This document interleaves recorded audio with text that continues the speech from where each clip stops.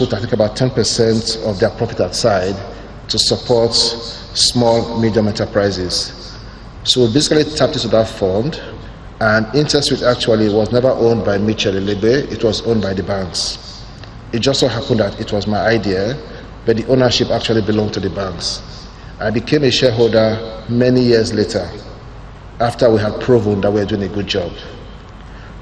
First challenge for you: most of you want to own your businesses, and so you think it must be your money. True entrepreneurs use other people's money, not their money. It could be friends, it could be family, not your money, because ideally you won't have the money. The way I think a lot of Nigerians make the mistake they all make is that they are afraid to give up ownership. It's like holding your dreams in your hands and watching it die because you do not want to put it in the hands of someone else, and that is very wrong, and that is something I think we all must change. Even if you put it in the hands of someone else and it gets bigger and you lose out, the knowledge and experience you gathered is more than enough for you to start the next one and the next one and the next one. And guess what? Those who took your ideas before because they had the money will still come back to you with more money because they understand that you have got something in you. Okay? So the point is, I see people come to me and they say, we've got this idea, but I'm afraid I'm going to steal my idea. I tell them, let them steal it. Because the same brain that allowed you to come up with this idea will make you see many more. There's this popular saying,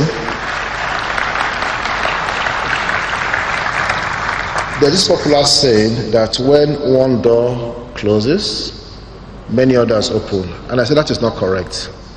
The truth is that all the windows and all the doors were open before. You only saw one. You started looking for more when that one closed. Okay? And this is something I think a lot of entrepreneurs must know. The opportunities are there. They're everywhere. I'll give you one story. A few weeks ago, in the thick of fuel scarcity, I was to make a trip abroad. I checked in online and I thought I had all the time in the world. My calculation was there's fuel scarcity, a lot of Nigerians will be home, it's a weekend, you're not under any pressure to go to work, so everybody will be home. The roads will be free, I can go to the airport and take the risk that I can get there 1 hour. To my horror, I came out and what did I see? Traffic everywhere. And I asked myself, where are these people going on a Saturday? We've got businesses in East Africa, in Kenya, Uganda, and Gambia. I'm almost certain that if it was in these countries, on a day like this, with fuel scarcity, everybody would declare self-national holiday. Where are you guys going to? And that is the spirit of the Nigerian that we must recognize we have.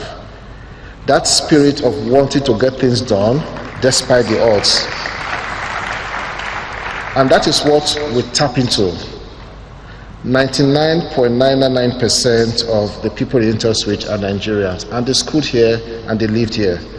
Dr. Woshika said that if you want to solve Nigeria's problem, you need people who understand the problem, who live the problem, who experience the problem, who have seen the problem. They are the ones who can find the solution, and that is basically what we do. Okay? Next slide.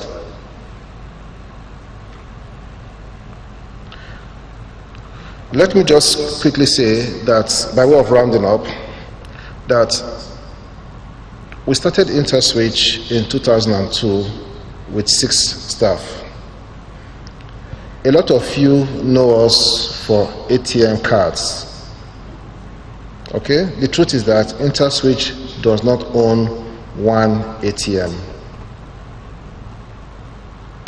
Some of you know us for point of sale, where you go use your cards. The truth is that we don't own one point of sale. Some of you know us for Verve cards. The truth is that we don't own one Verve card. The cards belong to the banks. All we have done is connected you to your money in a bank. All we have done is deploy technology to fill a need. We thought it did not make sense that you will go to your bank, queue up, and collect tally numbers. A lot of you will not remember that today.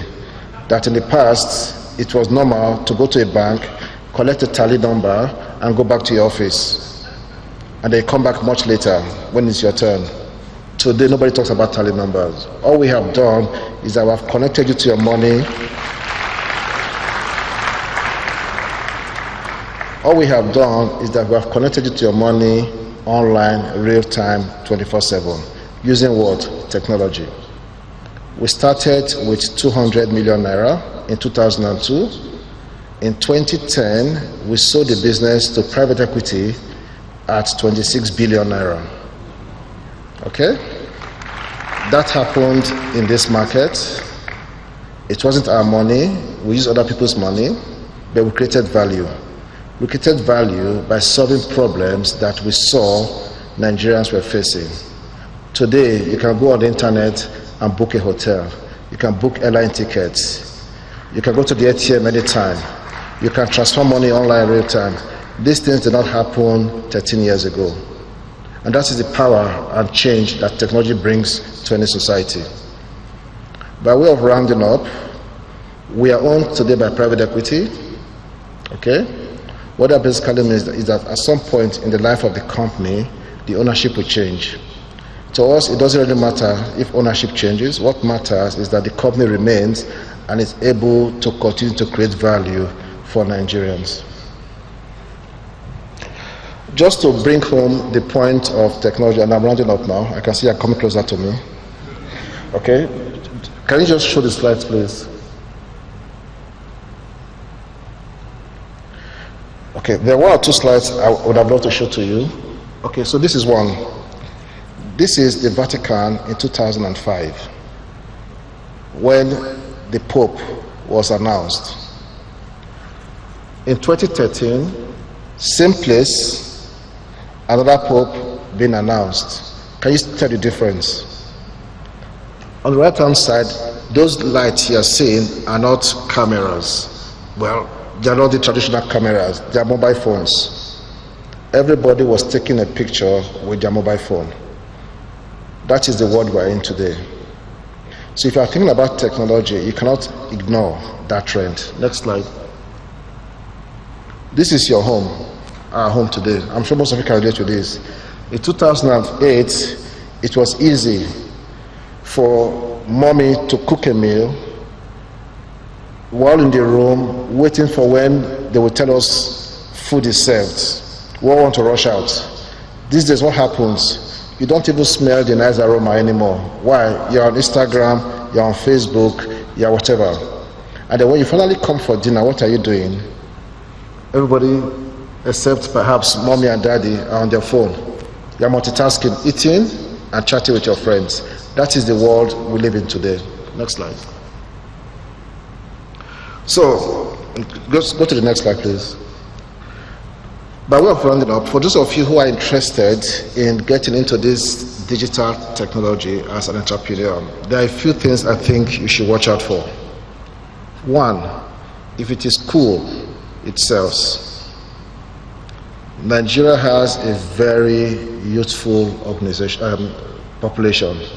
If it is cool, it sells. Now don't tell me what cool is.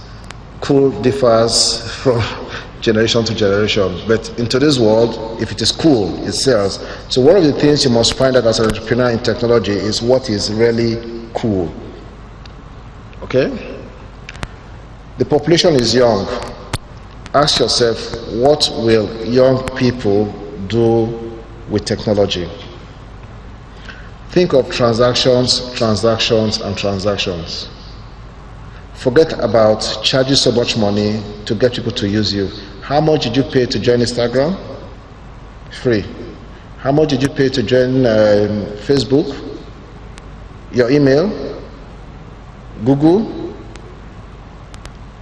One of the earlier speakers said that if it is free, most likely you are the product. The truth is that they're after you. In the same way, if you are creating something, do not focus too much on how much you pay to come out, but focus more on the transactions, what you are connecting, because that is where the real value lies. And the last question you should ask yourself is, will this idea, this cool idea, still be cool for 50 years?